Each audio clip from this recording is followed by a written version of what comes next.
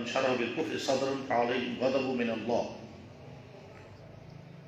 وقال النبي صلى الله عليه وسلم يصبح الرجل مؤمنا ويمسي كافرا ويمسي مؤمنا ويصبح كافرا أو كما قال عليه الصلوات والتسليم. صدق الله مولانا العظيم وصدق رسوله النبي الكريم ونحن على ذلك لمن الشاهدين والشاكرين والحمد لله رب العالمين. یا رب صل وسلم دائما ابدا علی حبیبک خیر الخلق کلہم. محترم بزرگوں، دوستو، دنیا میں تقریباً ہر انسان، چاہے وہ کم عقل ہو یا بہت زیادہ عقل مند ہو، پڑھا لکھا ہو یا کم پڑھا لکھا یا بالکل ہی ان پڑھ ہو، لیکن تقریباً ہر انسان یہ حقیقت اچھی طرح سے جانتا ہے کہ اگر کوئی نعمت اسے مل جائے تو اس نعمت کی حفاظت بھی کرتا ہے اور اس نعمت کو ضائع کرنے والی چیزوں سے خوفزدہ بھی رہتا ہے اور اس نعمت کو بچانے کی فکر بھی کرتا ہے، اور ساتھ میں اس بات کا بھی احساس رکھتا ہے کہ جن چیزوں سے اس نعمت کو نقصان ہونے والا ہو ان چیزوں سے ڈر کر کے رہتا ہے اور حفاظت کی جو بھی تدبیر اسے اختیار کرنی پڑے وہ کرتا ہے. مال بہت بڑی نعمت ہے جس کے ذریعے سے زندگی کی ساری سرگرمیاں ہیں. ہر آدمی مال کماتا ہے اور جو کماتا ہے اس کے بچانے کی بھی فکر کرتا ہے اور ڈر رہتا ہے کہ اگر کہیں ضائع نہ ہو جائے تو اس کے لیے حفاظت کی جو بھی تدبیریں کرتا ہے، مثلا بینک میں رکھے گا، تجوری میں حفاظت میں رکھے گا، غرض ہے کہ جو بھی حفاظت وہ کر سکتا ہے وہ کرے گا، کیونکہ وہ جانتا ہے کہ اس کے پیچھے میری محنت ہے اور یہ قیمتی چیز ہے. انسان کے جسم میں آنکھ بہت نازک چیز ہے. ہر انسان اپنی آنکھ کی حفاظت کس طرح سے کرتا ہے، چاہے پڑھا لکھا ہو یا ان پڑھ ہو، کرتا ہے. دنیا کی ہر نعمت چھوٹی یا بڑی جس انسان کو حاصل ہو جاتی ہے وہ آدمی اس نعمت کے بچاؤ کی فکر کرتا ہے اور اس نعمت کو جن جن چیزوں سے خطرہ ہے نقصان پہنچنے کا ان تمام چیزوں سے بچانے کی فکر کرتا ہے. اور اگر کوئی ایسا مرحلہ آ جائے جس سے اس کی نعمت کو نقصان ہونے کا خطرہ ہو تو اس وقت کوشش یہ کرتا ہے کہ کم سے کم اپنی نعمت کو بچاؤں. یہ کامن سینس ہے. عقل بھی یہی کہتی ہے، اخلاق بھی یہی کہتے ہیں، تجربات بھی یہی بتاتے ہیں، اور یہ سمجھانے کی چیز بھی نہیں، کیونکہ یہ ایسی حقیقت ہے جو ہر انسان جانتا ہے کہ ملی ہوئی نعمت کی قدر کرو، ملی ہوئی نعمت کی حفاظت کرو، ملی ہوئی نعمت کو خطرات سے بچاؤ، اور اگر خدا نخواستہ کسی جگہ اس نعمت کو خطرہ ہو تو اس وقت چوکنا رہ کر کے اس نعمت کو بچانے کی جو بھی تدبیر تم سے ہو سکتی ہے وہ تدبیر اختیار کرو. یہ ایک تمہیدی گفتگو تھی. حضرات غور کریں، اللہ نے اس دنیا میں بے شمار نعمتیں انسانوں کو عطا کی ہیں. سب سے بڑی نعمت جو اس دنیا میں انسان کو مل سکتی ہے وہ نعمت ایمان ہے. اگر ایمان کسی کو حاصل ہے تو دنیا کی سب سے بڑی نعمت اسے مل گئی، اور اگر ایمان حاصل نہیں ہے تو باقی تمام نعمتیں اگر ہیں، دولت، عہدے، عیش کی تمام چیزیں، دنیا بھر کے ٹور، اولادیں، خاندان، سٹیٹس، عزت وغیرہ، وہ ساری چیزیں اگر ہیں تو ایمان سے محروم انسان وقتی طور پر یہاں دنیا میں تو خوشی کے ساتھ زندگی گزارے گا، اگر انجام اس کا تباہی ہوگا، انجام اس کا فرعون، انجام اس کا نمرود، انجام اس کا ابو جہل جیسا ہوگا. نعمت ایمان سے محروم انسان بلا شبہ اس دنیا میں زندگی خوشی کے ساتھ گزارتا ہے لیکن وہ ناکام ہے. کیوں ناکام ہے؟ اس لیے کہ اس کی زندگی کا خلاصہ یہ ہے کہ جس زمین پر وہ زندگی گزار رہا ہے اس زمین کے بنانے والے کا وہ انکار کر رہا ہے. جس زمین سے اگنے والی تمام چیزوں کو وہ کھا رہا ہے اور کھا کر زندگی گزار رہا ہے اس پیدا کرنے والے کا وہ انکار کر کے زندگی گزار رہا ہے. جس ہوا کے سہارے، جس پانی کے سہارے، جن غذاؤں کے سہارے، جس ہیٹنگ سے فائدہ اٹھا کر، جس صحت سے اور جس دولت سے وہ فائدہ اٹھا کر زندگی گزار رہا ہے، ان تمام چیزوں کے پیدا کرنے والے کے انکار کر کے وہ زندگی گزار رہا ہے. اس کی مثال بالکل ایسے ہی ہے کہ ہم کوئی انسان کسی حویلی میں چلا گیا اور اس حویلی میں اس کے لیے تمام چیزیں مہیا ہیں، کھانے پینے کی ساری چیزیں ہیں، آرام کی ساری چیزیں ہیں، بیٹنگ بھی بہت اچھی ہے، لائٹنگ بھی بہت اچھی ہے، پینلنگ بھی ہے، یعنی اس حویلی میں زندگی گزارنے کی وہ تمام چیزیں جو وہ سوچ بھی نہیں سکتا تھا وہ ساری اس کو مہیا ہیں، اور ان تمام چیزوں سے فائدہ اٹھا رہا ہے. اور آخر میں کہتا ہے جس نے یہ سب کچھ کیا ہے میں اس کو ماننے کے لیے تیار نہیں، نہ اس حویلی کے مالک کو میں ماننے کو تیار ہوں، اور جس نے یہ ساری فیسلٹیز یہاں رکھی ہیں میں اس کو ماننے کو تیار نہیں، مگر فائدہ سب سے اٹھاؤں. جو انسان ایمان سے محروم ہے گویا وہ یوں کہتا ہے کہ جس سے یہ زمین بچھائی، جس نے اس زمین سے ساری چیزیں اگائی، جو ہمارے لیے ہوا اور آکسیجن مہیا کر رہا ہے، جو پانی برسا رہا ہے، جو غذائیں دے رہا ہے، جس نے یہ باڈی دی ہے، جس نے باڈی کی تمام چیزیں دی ہیں، ان تمام چیزوں کا میں استعمال تو کروں گا مگر میں اس کو ماننے کے لیے تیار نہیں ہوں۔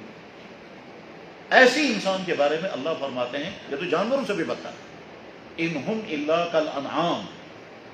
کہ جو اس دنیا میں زندگی گزارے اور مجھے ماننے کو تیار نہیں ہے، وہ جانوروں سے بدتر ہیں۔ کیوں؟ جانور بھی اپنے مالک کو پہچان لیتا ہے، مان لیتا ہے۔ اور ایک جگہ اللہ تعالیٰ شانہ فرماتے ہیں کہ جو ایمان والے نہیں ہیں اور ایمان قبول کرنے کو تیار نہیں ہیں، یعنی مجھے ماننے کو تیار نہیں اور میرے نبی کو ماننے کو تیار نہیں اور ساری چیزیں میری دی ہوئی استعمال کر رہے ہیں، بدترین مخلوق ہے۔ ان الذین کفروا من اہل الکتاب والمشرکین فی نار جہنم خالدین فیہا اولئک هم شر البریہ۔ حقیقت بھی ہے، ہم اپنے گھر میں کسی انسان کو لائیں اور اس کی تمام ضروریات پوری کریں، بلکہ اس کے سورس سے بھی زیادہ اس کو خوشیاں مہیا کریں، اس کے کھانے کا، اس کے کپڑوں کا، اس کے علاج معالجے کا، اور جو جو اسے چاہیے تھا وہ سب سے زیادہ ساری چیزیں مہیا کریں، اور وہ ساری چیزوں سے فائدہ اٹھا کر آخر میں ہم کو گوٹا دکھا دے اور کہے کہ میں آپ کو نہیں مانتا، نہ آپ کے گھر کو میں مانتا ہوں۔ ہر آدمی سمجھ سکتا ہے کہ اس آدمی کی حالت کیا ہے۔ سیم اسی طرح سے جو دنیا میں انسان ایمان سے محروم ہے، وہ دوسرے لفظوں میں یہ کہتا ہے اس دنیا کے بنانے والے کو میں ماننے کو تیار نہیں مگر فائدہ اٹھاؤں گا دنیا سے، سورج کی گرمی اور سورج کی شعاؤں سے اور سورج کی ہیٹنگ سے میں فائدہ اٹھاؤں گا، سورج بنانے والے کو میں ماننے کو تیار نہیں ہوں۔ زمین سے اگنے والی تمام اناجوں سے، پھلوں سے، سبزیوں سے اور تمام چیزوں سے میں فائدہ تو اٹھاؤں گا مگر پیدا کرنے والے کو میں ماننے کو تیار نہیں ہوں۔ اپنے جسم سے میں فائدہ اٹھاؤں گا مگر اس جسم کو پیدا کرنے والے کو میں ماننے کو تیار نہیں ہوں۔ مطلب یہ ایمان سے محروم انسان گویا بدترین انسان ہے، اور اللہ تعالیٰ فرماتے ہیں جس نے یہ کائنات بنائی، جس نے انسانوں کو پیدا کیا، اور اس کے مقابلے میں اللہ نے ہم کو ایمان عطا فرمایا، الحمدللہ رب العالمین۔ اس ایمان کی سب سے بڑی نعمت ہے، اس میں کوئی شک نہیں، اس دنیا کی سب سے بڑی نعمت ایمان ہے۔ اور اگر کسی انسان کی بات سمجھ میں نہ آ رہی ہو تو اس کو چاہیے کہ غور کرے، اور اس کو چاہیے کہ کسی آدمی جو جاننے والا ہو اس کے ساتھ مل کر کے پہلے سمجھے کہ ایمان کی قدر و قیمت کیا ہے اور ایمان کی نعمت کس درجے کی نعمت ہے۔ جناب رسول اللہ صلی اللہ علیہ وسلم کی ایک حدیث ہے جو مسند احمد بن حنبل میں بھی ہے اور مشکوٰۃ شریف میں بھی ہے۔ اللہ کے نبی علیہ الصلوۃ والسلام نے فرمایا، طوبیٰ لمن رآنی وآمن بی، خوشخبری اور مبارک اس انسان کو جس نے مجھے دیکھا اور ایمان لایا۔ خوشخبری اور مبارک اس انسان کو جس نے مجھے دیکھا اور ایمان لایا، مگر ظاہر ہے ہم اس کیٹیگری میں نہیں آ سکتے۔ اس کے بعد اللہ کے نبی نے فرمایا، وطوبیٰ سبع مرات لمن لم یرانی وآمن بی، 7 مرتبہ خوشخبری اس انسان کو جس نے مجھے دیکھا تو نہیں ہوگا اور پھر بھی کہتا ہوگا میرا نبی محمد رسول اللہ، تو ہم اعلان کر کے کہتے ہیں کہ ہمارا نبی محمد، حالانکہ ہم نے ان کو دیکھا نہیں ہے۔ تو نعمت ایمان ہمیں حاصل ہے الحمدللہ۔ اس کے بعد اب چند چیزیں سمجھنے کی ہیں اور بہت ذمہ داری کے ساتھ وہ سمجھنے کی ہے۔ کیا؟ نعمت ایمان ملنے کی مختلف شکلیں ہیں۔ شکل نمبر 1، بغیر قربانی کے آسانی کے ساتھ ایمان کی نعمت مل گئی اور بڑی قربانیاں لگی، بعد میں ایمان کی نعمت ملی۔ جن بھائیوں کو اللہ تعالیٰ شانہ ایمان کی دولت عطا کرتے ہیں اور کفر سے نکل کر ایمان کی طرف آتے ہیں، ان میں سے بے شمار انسانوں کو بڑی قربانیاں لگتی ہیں، بعد میں وہ ایمان کی دولت ملتی ہے، اور وہ تب سمجھ میں آئے گا کہ جب ہم ایسے لوگوں سے ملیں، ان کے واقعات سنیں، ان کے حالات معلوم کریں، تب پتہ چلے گا کہ ان کو کیا کیا جھیلنا پڑا، کیا کیا سہنا پڑا، کیا کیا برداشت کرنا پڑا، کن کن چیزوں سے ہاتھ دھونے پڑے، اور نعمت ایمان تک پہنچنے کے لیے ان کو کیا کیا کرنا پڑا، تب کچھ سمجھ میں آ جائے گا۔ لیکن اس کے بغیر یہ بات سمجھ میں آنے والی نہیں ہے کہ نعمت ایمان کو پانے کے لیے ان کی قربانیاں کس درجے کی ہیں۔ اور جتنے میرے بڑے بڑے بھائی پڑھے لکھے بھائی ہیں اور پڑھنا چاہیں گے، وہ ضرور اس طرح کا لٹریچر پڑھیں کہ وہ تمام لوگ کہ جو کفر سے نکل کر ایمان کی طرف آتے ہیں ان کو کیسی قربانیاں دینی پڑتی ہیں، کن کن حالات سے ان کو گزرنا پڑتا ہے، کیا کیا سہنا پڑتا ہے، تو سمجھ میں آ جائے گا کہ ایمان کے لیے قربانی دینے کے معنی کیا ہوتے ہیں۔ اور ایمان ملنے کی دوسری شکل یہ ہے کہ کوئی قربانی نہیں لگی، مفت میں، بغیر کسی درخواست، بغیر کسی مطالبے، بغیر کسی ڈیمانڈ، بغیر کسی ریکویسٹ کی ایمان کی دولت مل گئی، اور ہم سب اسی میں شامل ہیں کہ اللہ نے ہم کو بغیر کسی قربانی کی ایمان کی نعمت اور ایمان کی دولت عطا فرمائی۔ اور طریقہ یہ ہے کہ ایمان والے کے گھر میں ہم کو پیدا کیا، گھر کے اندر ایمان کی نعمت ملی، بالفرض اگر ہم میں سے کوئی شخص کسی ایسے گھر میں پیدا ہوا ہوتا جہاں دولت ایمان نہیں ہے تو ہو سکتا ہے زندگی کی تمام خوشیاں ہمیں مہیا ہوتی مگر ایمان سے محروم ہوتے، ویسے ہی جیسے دنیا کے اربوں انسان، 5.5 ارب انسان دنیا میں ایمان سے محروم،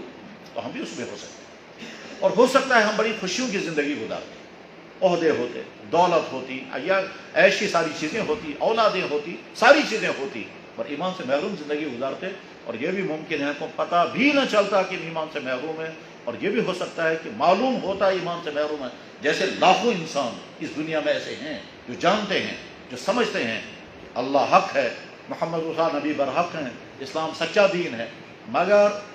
اس تک پہنچنے کے لیے جیسی قربانیاں دینی ہیں وہ قربانیاں دینے کو وہ تیار نہیں۔ سامنے پہاڑ نظر آتے ہیں کہ ہم اپنی زندگی کے تمام چیزوں سے محروم ہو جائیں گے اگر ہم نے ایمان کی طرف قدم بڑھایا، اس لیے وہ جاننے کے باوجود ایمان کی طرف قدم نہیں بڑھا پاتے۔ بلکہ ایسے بھی لوگ دنیا میں ہیں جو اسلام پر ڈسکشن ہم سے زیادہ بہتر کرتے ہیں اور ہم سے محروم۔ ایسے سکالر دنیا میں ہیں جو آج کے ہمارے عالموں سے زیادہ تفصیل کے ساتھ قرآن کو، حدیث کو، سیرت کو، فقہ کو، اصول فقہ کو، اسلامی علوم کو جانتے اور پڑھتے ہیں۔ یورپ کی یونیورسٹیوں میں ہزاروں ایسے ہیں، مگر اس کے باوجود ایمان کی نعمت سے محروم ہیں۔ ہم نے بھی ایک کتاب پڑھی، ہمارے پاس بھی وہ کتاب ہے، حدیث کی ایسی عظیم شان کتاب، حدیث کی کتاب، کہ دنیا کے تمام محدثین اس حدیث کی کتاب سے فائدہ اٹھا رہے ہیں، اور لکھنے والا ایمان سے محروم ہے۔ ہم بھی اسے فائدہ اٹھاتے ہیں۔ اس قدر اہم ترین کام اس شخص نے کیا کہ آج پچھلے تقریباً 50 سال سے دنیا کے تمام حدیث کے ماہرین کتاب سے فائدہ اٹھا رہے ہیں، حالانکہ لکھنے والا ایمان سے محروم۔ کتاب ہمارے پاس بھی ہے، المعجم المفارس لالفاظ الحدیث۔ تو غرض میں عرض یہ کرنا چاہ رہا تھا، اللہ نے ہم کو ایمان کی دولت عطا فرمائی ہے، اس میں ہماری کوئی قربانی نہیں لگی، کوئی محنت نہیں لگی۔ جس دن ہم اس دنیا میں آئے اللہ کو قدرت تھی، اس دن وہ پیدا ہونے والا جو کسی اور گھر میں پیدا ہوا وہ ہمارے گھر میں پیدا ہوتا، اور ہم میں سے کوئی شخص اس گھر میں پیدا ہوتا اور ہم کفر کے عالم میں ہوتے، اور اس گھر میں پیدا ہونے والا بچہ جو ہمارے ماں باپ کے گھر میں پیدا ہوتا وہ ایمان والا ہوتا۔ اس لیے ہر وقت یہ احساس پیدا ہو جانا چاہیے کہ یا اللہ آپ نے بڑا احسان فرمایا مجھ پر، آپ نے مجھے مشکل امتحان میں نہیں ڈالا، اور وہ مشکل امتحان یہ کہ میں تم کو ایسے گھر میں پیدا کروں گا جہاں ایمان نہیں ہوگا، اور سامنے ایمان اور اسلام سامنے آئے گا، پھر تمہیں ڈیسیژن لینا ہے کہ تم اسی کفر پر رہو گے یا کفر چھوڑ کر ایمان کی طرف آؤ گے، اور ایمان کی طرف آنے میں بڑی قربانیاں تمہیں دینی پڑے گی، تم دو گے وہ قربانیاں، تو یا اللہ شاید ہم اس امتحان میں فیل ہو جائیں۔ جیسے دنیا کے بے شمار انسان فیل ہیں، اس سے پڑھے لکھے بھی ہیں، سمجھدار بھی ہیں، وہ لوگ بھی ہیں کہ جو اسلام پر ڈسکشن کرتے ہیں، اسلام کو حق مانتے ہیں، لیکن محروم ہیں اور وہ قدم نہیں اٹھا پاتے۔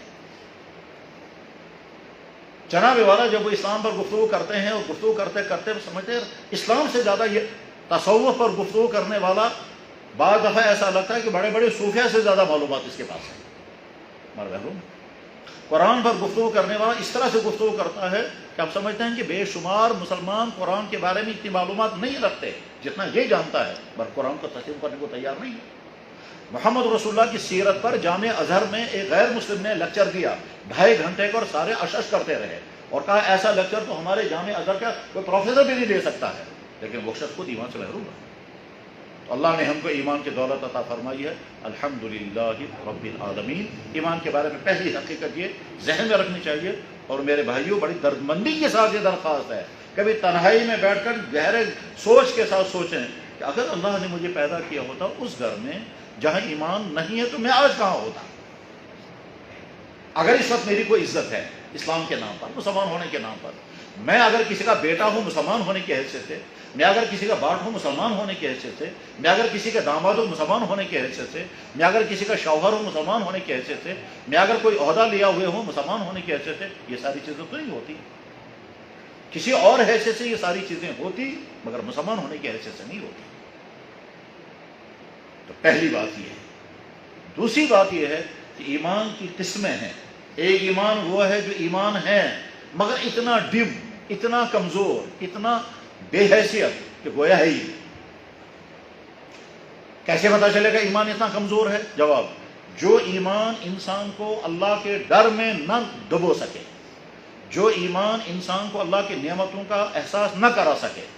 جو ایمان انسان کی آنکھ کو کنٹرول نہ کر سکے، جو ایمان انسان کے ہاتھ کو غلط کرنے سے کنٹرول نہ کر سکے، جو ایمان انسان کو دکان پہ بیٹھ کر غلط تولنے سے نہ روکے، جو ایمان انسان کو دفتر میں غلط سائن کرنے سے نہ روکے، جو ایمان انسان کو رشوت کھانے سے نہ روکے، جو ایمان انسان کو کسی ایسے کے پیچھا کرنے سے نہ روکے جس کا پیچھا اسے نہیں کرنا چاہیے، جو ایمان انسان کو وہ چیز کھانے پینے سے نہ روکے جو نہیں کھانی چاہیے، نہیں پینی چاہیے، جو ایمان انسان کو دوسرے انسانوں کے ساتھ اس بیہیویئر سے نہ روکے جس بیہیویئر کے کرنے سے اللہ اور اللہ کے نبی نے منع فرمایا، وہ ایمان کمزور ہے۔ یہ ایمان قیامت کے دن اللہ کے غضب سے بھی نہیں بچا سکتا۔ جو ایمان انسان کو نماز کے لیے کھڑا نہ کرے، وہ ایمان قیامت کے دن جہنم میں گرنے سے نہیں بچا پائے گا۔ وہ وولٹیج جو اتنا کمزور ہے کہ لمپ نہیں جل پا رہا ہے، اس وولٹیج پر اگر ہم مشین چلانا چاہیں گے تو مشین نہیں چل سکتی، وولٹیج کمزور ہے۔ تو جو ایمان کمزور بھی ہوتا ہے، ایمان طاقتور بھی ہوتا ہے۔ طاقتور ایمان جب ہوتا ہے تو اس کی مومنانہ زندگی ہوتی ہے، مومنانہ زندگی ہوگی، اس کی عبادتیں بھی صحیح ہوں گی، اس کا اخلاق صحیح ہوگا، وہ جہاں ہوگا وہ رحمت بنے گا۔ یہ آفس میں ہوگا تو ظالم نہیں بنے گا، یہ آفس میں ہوگا تو کام چور نہیں ہوگا، یہ آفس میں ہوگا تو غلط پیسہ نہیں کمائے گا، یہ دکان پر ہوگا تو فراڈ نہیں کرے گا، یہ بزنس میں ملاوٹ نہیں کرے گا، یہ غلط ریٹ نہیں لگائے گا۔ یہ جہاں ہوگا مومنانہ زندگی ہوگی۔ یہ ہر وقت سمجھتا ہے میرا اللہ مجھے دیکھ رہا ہے اور میں اللہ سے چھپ نہیں سکتا ہوں، تو اللہ کے کیمرے میں رہ کر کے زندگی گزارنے والا یہ مومن زندگی ہے۔ اس مومنانہ زندگی میں کرنے والے سارے کام یہ انجام دے گا، اور کوتاہیاں ہوں گی تو معافی مانگتا رہے گا، اور بچنے والے تمام کاموں سے بچے گا، اور بچتے غلطی ہو جائے گی تو اللہ سے معافی مانگے گا۔ ایمان طاقتور بھی ہوتا ہے، ایمان کمزور بھی ہوتا ہے۔ طاقتور ایمان کی نشانیاں کچھ اور ہیں، کمزور ایمان کی نشانیاں کچھ اور ہیں۔ طاقتور ایمان کی ایک آسان والی مثال میں سمجھاتا ہوں، ورنہ ہزاروں مثالیں ہیں۔ حضرت عمر بن خطاب رضی اللہ عنہ امیر المومنین ہیں، اور وہ چونکہ بڑے بیدار مغز انسان تھے تو وہ لوگوں کو چک بھی کرتے رہتے تھے۔ تو ایک دفعہ ایک دیہات سے گزر رہے تھے یا جنگل سے گزر رہے تھے، ان کے ساتھ کچھ اور لوگ تھے، ان کو آگے بھیج دیا۔ تو پھر انہیں دیکھا کہ جنگل کے اندر ایک چرواہا بکریاں چرا رہا ہے۔ حضرت فاروق اعظم نے اس سے جا کر کے کہا، دیکھو بھائی، میں مسافر ہوں اور مجھے بھوک لگی ہے، کسی بکری کا دودھ نکال کر مجھے پلا دو۔ تو چرواہے نے کہا، جناب بکریاں میری نہیں ہیں، مالک کوئی اور ہے، میں اس کی بکری کا دودھ نکال کر آپ کو نہیں پلا سکتا۔ اس کو نہیں معلوم تھا یہ فاروق اعظم امیر المومنین ہے۔ حضرت عمر بن خطاب رضی اللہ عنہ نے فرمایا، ٹھیک ہے، پھر ایک کام کرو، تم کو بھی فائدہ ہوگا، مجھے بھی فائدہ ہوگا، میں تمہیں پیسہ دیتا ہوں، یہ بکری مجھے بیچ دو، پیسہ تمہیں مل جائے گا، بکری مجھے مل جائے گی، میں بکری کا دودھ نکال کر کے پی لوں گا تو میرا کام بھی بن جائے گا اور تم کو مفت میں پیسہ مل جائے گا۔ اس کے بعد جب مالک تم سے پوچھے گا بکری کہاں چلی گئی، تم کہنا بھیڑیا کھا گیا، اور ایسا تو ہوتا رہتا ہے، بھیڑیا تو کھاتا ہی رہتا ہے۔ اس نے کہا، بھائی صاحب، اپنے مالک کو تو میں کہہ سکوں گا کہ بھیڑیا بکری کھا گیا، میں اوپر دیکھنے والے کو کیا کہوں گا، وہ تو دیکھ رہا ہے۔ فاروق اعظم نے کہا، بس یہی بات۔ جناب والا، ہم مسجد میں بیٹھے رہتے ہیں، جمعہ پتہ ہوتا ہے، ابھی پچھلے جمعے ایک جگہ مسجد میں جمعہ پڑھا رہا تھا تو خطبے کے دوران کسی شخص نے وہاں سے گھڑی بھیجی، کہا جناب باتھ روم میں کسی کی گھڑی گری تھی، 10-15 ہزار روپے کی گھڑی ہے، وہ یہاں لٹکا دی گئی۔ یہ ایمان۔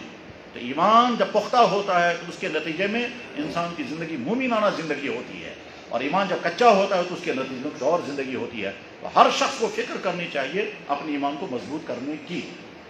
اور ایمان کے سلسلے میں تیسری اہم ترین بات جو سمجھنے کی ہے وہ یہ ہے کہ ایمان بہت نازک ہے، اور ایمان کے معاملے میں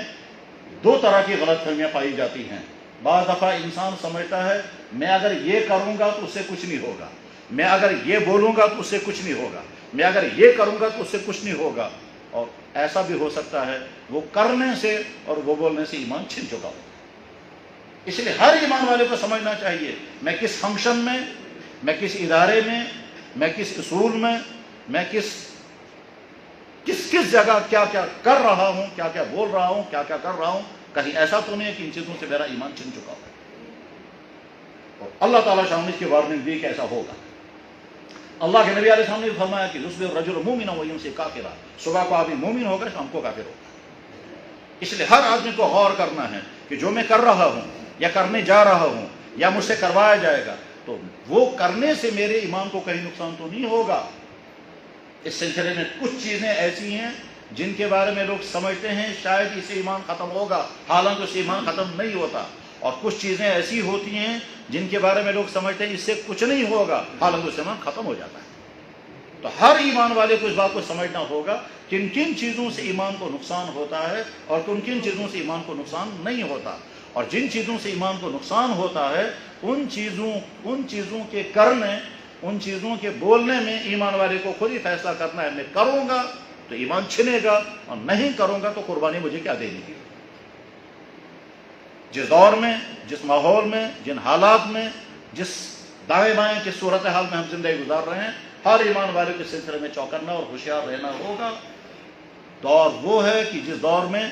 तेजी के साथ ईमान मिल भी रहा है और तेजी के साथ ईमान छिन भी रहा है। ईमान मिल रहा है कि माना ये है, जिस तेजी के साथ दुनिया में ईमान की तरफ लोग आते हैं, हालांकि मुसलमान की तरफ से कहीं कोई मेहनत नहीं, न मुसलमानों का कोई फौरम कोई काम करता है, न कोई फर्द काम करता है, लेकिन इस्लाम खुद इंसानों को अपनी तरफ खींचता है। और इस्लाम कबूल करने वालों के वाक़यात और इस्लाम कबूल करने वालों के हालात जब हम सुनते हैं और पढ़ते हैं, और जब कभी इस तरह का मौका आता है, किसी ऐसे इंसान से बात होती है, तो आदमी हैरान होता है, या जिन चीज़ों का हम बहुत मामूली समझते हैं, जिन चीज़ों के मुसलमानों के यहाँ कोई कदर नहीं है, वो चीज़ें कैसी इंसानों को ईमान की तरफ खींच रही हैं और कैसे वो एक एक चीज़ को फॉलो करते हैं। सारी दुनिया का नक्शा यही। कुरान करीम में भी अल्लाह ताला शाह ने फरमाया, ऐ ईमान वालो,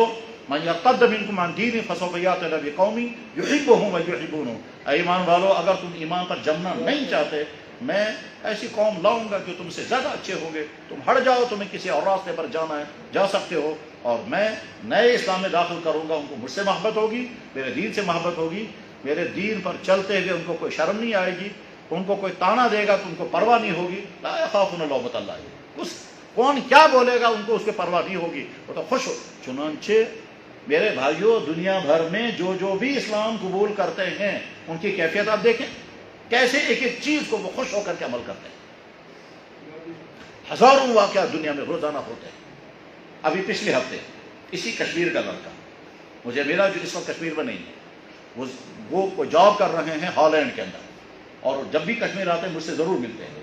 मेरे जानने वालों में है। उनके यहाँ खाना में हमने कई दफ़ा खाया, मुझसे भी मिलने के लिए आए। अभी पिछले हफ्ते जब आए, वो उसी शख्स ने मुझे वाक़या सुनाया, कहने लगा जी हम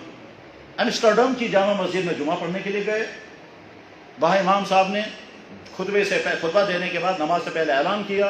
कि एक साहब पिछले एक हफ्ते से मुसलसल मुझसे फ़ोन पर रब्ता किए हुए हैं और वो कलमा पढ़ना चाहते हैं। उसके बाद एक बूढ़े इंसान को जो तकरीबन 90 बरस के करीब था, उसको व्हील चेयर पर लाया गया और महराब के करीब पहुँचाया गया। डच ख़ानदान का इंसान है और उसने 90 की उम्र के आसपास में उसने कलमा पढ़ा। उसको पहले कलमा भी अदा नहीं हो रहा था, मुसलमान बना, और मुसलमान बनने के बाद उसने कहा, इतना कहा, मुझे सारी ज़िंदगी में इतनी खुशी कभी नहीं हुई है जितनी आज हुई। उसके बाद लोगों के साथ जुमा पढ़ा, ज़ाहिर जुमा तो उसको नहीं आता था, वो खड़ा हो गया, वो व्हील चेयर पर रखा गया उसे, और व्हील चेयर के बाद फिर लोगों ने उसको मुबारकबाद दी। मुबारकबाद देने के बाद जब उसको वापस चले जा रहे थे, व्हील चेयर के बाद अपने घर पहुँचा तो जान निकल गई। कह रहा था जैसे 2.5 घंटे वो मुसलमान रहा, और फिर शाम को असर के बाद उसके जनाजे का ऐलान हुआ था। जिस कम्युनिटी से वो पहले था, उस कम्युनिटी वाले तो तैयारी कर रहे थे अपने हिसाब से उसको करने की, और चूंकि वो जुमे की नमाज पर फर्ज होगा, असर के बाद सवाल पैदा हुआ उसको मुसलमानों के मुताबिक दफन करना। ये मुझे कश्मीर का लड़का सुना था, और यहीं का है वो, और इस वक्त भी वहीं हॉलैंड में है, एम्स्टर्डम में है। तो मेरे भाई, दुनिया में इस्लाम कबूल करने वालों की एक लंबी कतार रोजाना होती है और तेजी के साथ इस्लाम की तरफ आ रहे हैं। और ईमान वालों को सोचना चाहिए कि हमसे कोई ऐसी गलती न हो जिसके नतीजे में हमसे ईमान छिन जाए। बस मैं आयतों का तर्जमा करता हूँ, जिन आयतों की रोशनी में मैंने ये सारी बातें अर्ज की। पहली आयत अल्लाह ताला फरमाते हैं, ऐ इंसानों, तुम अगर ये समझते हो कि हमारा अल्लाह पर एहसान है कि हमने इस्लाम कबूल किया, तुम्हारा कोई एहसान नहीं है। अल्लाह ने तुम पर इनाम अता किया कि तुमको ईमान की दौलत अता की। यमुन्नून अलैका अन अस्लमू, अगर कोई एहसान जतलाता हो अल्लाह पर कि हमने इस्लाम कबूल किया, कुल या रसूल, आप कह दीजिए, ला तमुन्नु अलैया, मुझ पर किसी का कोई एहसान नहीं, बलिल्लाहु यमुन्नु अलैकुम अन हदाकुम लिल ईमान, अल्लाह का तुम पर एहसान है, तुमको ईमान की दौलत नसीब हुई। दूसरी आयत में अल्लाह ताला शानो फरमाते, वमिनन नास मन यकुलु आमन्ना बिल्लाहि व बिल यौमिल आखिर वमा हुम बिमुमिनीन, बेशुमार लोग समझते हैं कि हम मुमिन हैं, लेकिन हमारा अल्लाह पर ईमान है, आखिरत पर ईमान है। अच्छी तरह से सुनो, उनके पास ईमान नहीं है। और तीसरे आयत में अल्लाह ताला शानो फरमाते हैं, अगर किसी ने ईमान कबूल करने के बाद कुफ्र कर लिया, मन कफर बाद ईमानिही, अगर ईमान कबूल करने के बाद कुफ्र किया, फअलैहिम गज़बुम मिन अल्लाह, तुम पर अल्लाह का गज़ब नाज़िल होगा। इसलिए हर ईमान वाला इस सिलसिले में हसास रहे कि ईमान की नेमत मिलने के बाद मैं वो काम नहीं करूँगा, वो बोल ज़बान से नहीं निकालूंगा, وہ حرکات نہیں کروں گا چاہے وہ میری نظر میں بہت معمولی ہوں، مگر اسلام فیصلہ کر رہا ہے کسی یہ جناب والا میڈیکل کے فیصلہ کرے گا ڈاکٹر، ہم خود فیصلہ نہیں کریں گے کسی کون سی چیز ہماری صحت کے لیے مفید ہے اور کس چیز میں کیا سائیڈ ایفیکٹ ہیں اور کون سے بیمار کے لیے کون سی دوائی، اس کا فیصلہ ڈاکٹر کرتا ہے۔ سیم اسی طرح سے ہم خود فیصلہ نہیں کریں گے فلاں چیز کرنے سے ایمان کو کیا ہوگا اور فلاں چیز بولنے سے اسلام کو کچھ نہیں ہوگا اور فلاں فنکشن اٹینڈ کرنے سے وہاں یہ بھی اگر کریں گے اس سے اسلام کو کچھ نہیں ہوگا۔ اس کا فیصلہ خود اسلام سے پوچھنا ہے، خود اپنے فیصلے نہیں کرنے ہیں۔ یہ وہ مرحلہ ہے جہاں امیر المومنین بھی ایمان اسلام کے سامنے سر جھکائے گا، عالم بھی سر جھکائے گا، مفتی بھی سر جھکائے گا، ہر صاحب بڑا یا چھوٹا اسلام کے سامنے سر جھکائے گا، اسلام سے پوچھے گا جناب میں یہ کر سکتا ہوں یا نہیں، اور یہ اگر کروں گا تو میرے ایمان کا کیا ہوگا، اور یہ اگر بولوں گا تو میرے ایمان کا کیا ہوگا۔ اپنے ایمان کی فکر کریں۔ دور وہ ہے جس کے بارے میں قرآن کریم میں بھی اللہ تعالیٰ نے فرمایا، اور حدیث میں نے پڑھی تھی، وہی حدیث سنا رہا ہوں۔ اللہ کے نبی نے فرمایا صبح کو آدمی مومن ہوگا، شام کو کافر ہوگا۔ یصبح الرجل مؤمنا ویمسی کافرا، ایک انسان صبح نکلے گا ایمان کی حالت میں، شام کو جب واپس آئے گا تو کفر لے چکا، اور اس کے بعد پھر کچھ لوگ ایسے ہوں گے جن کو پتا ہوگا کہ ہم نے کفر کر لیا، اور کچھ ایسے بھی ہوں گے جن کو پتا نہیں ہوگا۔ بس میں کنکلوڈ کر کے عرض کرتا ہوں، اللہ نے ہم کو ایمان کی دولت عطا فرمائی، الحمدللہ رب العالمین۔ اس ایمان کے پانے میں ہماری کوئی محنت نہیں لگی، اللہ نے ایمان والے کے گھر میں پیدا کیا، گھر کے اندر ایمان کی دولت مل گئی، بمقابلے ہمارے ان بھائیوں کو جن کو بڑی قربانیاں دینی پڑی، بہت ظلم سہنا پڑا، بہت کچھ برداشت کرنا پڑا، بہت کچھ چھوڑنا پڑا، اور بہت کچھ پانے کے لیے بہت دور آنا پڑا، گھر چھوٹا، اولاد چھوٹی، خاندان چھوٹے، اور نہ جانے کیا کیا ہوا۔ ان کی قربانیوں کے بعد ان کو ایمان ملا، ہمیں کوئی قربانی نہیں لگی۔ اپنی اس ایمان کو مضبوط بنانے کے لیے کیا کیا کرنا ہوگا تاکہ ہمیں مضبوط ایمان آئے، اور مضبوط ایمان کے بعد پھر مومنانہ زندگی ہم گزاریں، ورنہ پھر آدمی ایمان والا ہوتا ہے زندگی ایسی ان کی ہوتی ہے جیسے غیر ایمان والوں کی ہوتی ہے۔ اور یہ نعمت ایمان اگر مل گئی ہے، اور یقیناً مل گئی ہے، تو ہم اپنے آپ کو خوشقسمت سمجھیں، اور اگر نہیں سمجھیں گے تو نادان ہیں۔ اللہ کے نبی علیہ السلام تو ہم کو 7 مرتبہ مبارکباد کر رہے ہیں کہ جس نے مجھے دیکھا نہیں پھر بھی ایمان لایا، اس کو میری طرف سے 7 مرتبہ مبارک ہو۔ جیسا کہ میں نے حدیث ابھی سنائی اور حوالہ میں نے بتا دیا، مسند احمد بن حنبل میں حدیث ہے، مشکات شریف میں بھی حدیث ہے۔ اور آخری بات یہ ہے کہ ایمان ملنے کے بعد ایسی تمام چیزیں جن چیزوں سے ایمان ختم ہو سکتا ہے، ان تمام چیزوں کو سیکھنا ضروری ہے، جاننا ضروری ہے، ذہن میں رکھنا ضروری ہے، اور خدا نہ خواستہ جب وہ کرنے کا مرحلہ آئے تو اس وقت معذرت کرنی ہے کہ صاحب یہ چیز ہم نہیں کر سکتے، اس لیے کہ اس سے ہمارا ایمان کو نقصان ہوگا۔ میں اس کی مثال سنا کر کے بات ختم کرتا ہوں۔ 2 آدمیوں کی بڑی زبردست دوستی ہے، اور دونوں کالج بچپن سے لے کر کے آج تک دوستی کے ساتھ رہے ہیں، یہاں تک کہ ایک ہی پلیٹ میں کھاتے ہیں، ایک ہی بیڈ میں کبھی کبھی سوتے ہیں، ایک دوسرے کے کپڑے بھی پہنتے ہیں، یہ سب کچھ ہوتا رہا ہے۔ جناب اس کے بعد ان 2 میں سے ایک کی شادی ہو گئی۔ شادی ہونے کے بعد وہ دوست کہتا ہے ہم دونوں دوست رہے ہیں، ایک ہی پلیٹ میں ہم کھانے کھاتے رہے ہیں، ایک ہی کبھی میں تمہارا کپڑے پہنتا تھا، تم میرے کپڑے پہنتے تھے، ہم دونوں ایک ہی بیڈ میں رہا کرتے، ایک بیڈ میں سویا بھی کرتے تھے، ایک ساتھ ہم رہے ہیں۔ اب تمہاری شادی ہو گئی ہے، میں آج کے بعد بھی تمہارے بیڈ روم میں رات گزارنے کے لیے آنا چاہتا ہوں، تو دوست کا جواب کیا ہوگا؟ جناب وہ دور ختم ہو گیا، تمہاری دوستی میری یہیں تک ہے، یہاں سے آگے لمٹ نہیں، اس سے آگے نہیں جا سکتے۔ سیم اسی طرح سے ہم یہ بھی کریں گے، یہ بھی، لیکن جہاں سے آگے ہماری حد ختم ہو جاتی ہے، جہاں سے آگے جائیں گے تو ہمارے ایمان کی نعمت چھن جائے گی۔ اللہ ہم کو اپنی ایمان کی قدر و قیمت کی توفیق پہچاننے کی توفیق عطا فرمائے، اور ایمان کی حفاظت کی توفیق عطا فرمائے، اور ایسی مشکل صورتحال سے ہماری حفاظت فرمائے جس میں ہم امتحان میں پڑ جائیں کہ اپنے ایمان کا سودا کریں، یہ ایمان پر جمے رہیں گے۔ وآخر دعوانا ان الحمدللہ رب العالمین برحمتک یا ارحم الراحمین۔ جن بھائیوں نے سنتیں نہ پڑھی ہوں وہ پڑھ سکتے ہیں۔